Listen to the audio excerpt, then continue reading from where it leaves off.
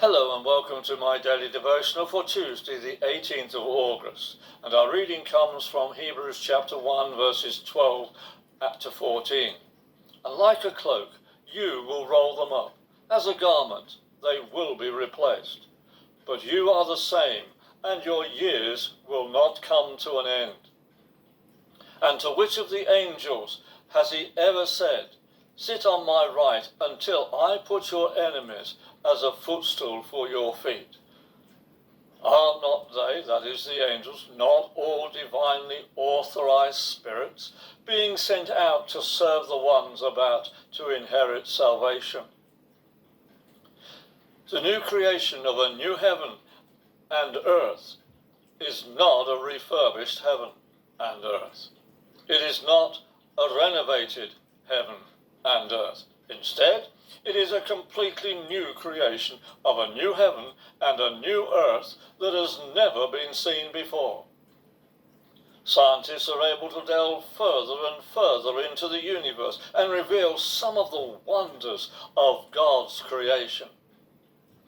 Yet all these wonders will flee from the presence of Jesus and will be replaced by his creation of a new heavens and earth, which will far surpass what now is. In the new heavens and earth there is to be no sea. There will be no need of the sea to help in the sustaining of the planet, since the earth will be a completely different creation. However, we see that there will be water, for there is to be the river of life, as we read in Revelation chapter 22 and verses 1 and 2. Then the angel showed me the river of the water of life, as clear as crystal, flowing from the throne of God and of the Lamb. Down the middle of the great street of the city, on each side of the river stood the trees of life, bearing 12 crops of fruit, yielding its fruit every month, and the leaves of the trees are for the healing of the nations. However, there will be no sea. It has been suggested that the reference to there being no sea refers to there being no separation between heaven and earth. There are those who do not accept this as being literal. However, this is to bind the new heaven and earth to our present understanding of God's created order. But God will not be bound, and the new creation is one without any sea.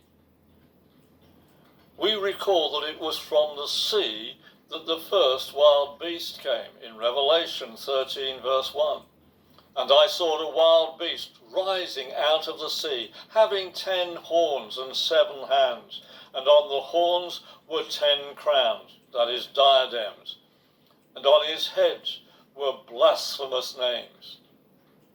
Then the second beast came from the earth, with the passing away of the old heavens and earth. It also means the end of the old habitat of those beasts. They will be thrown into the fiery lake, no more to trouble the people of God. In the new heaven and the new earth there is no place for these wild beasts. They are to be the places of righteousness and the habitat of his people. This is where the followers of Jesus will live for eternity. Have a wonderful day.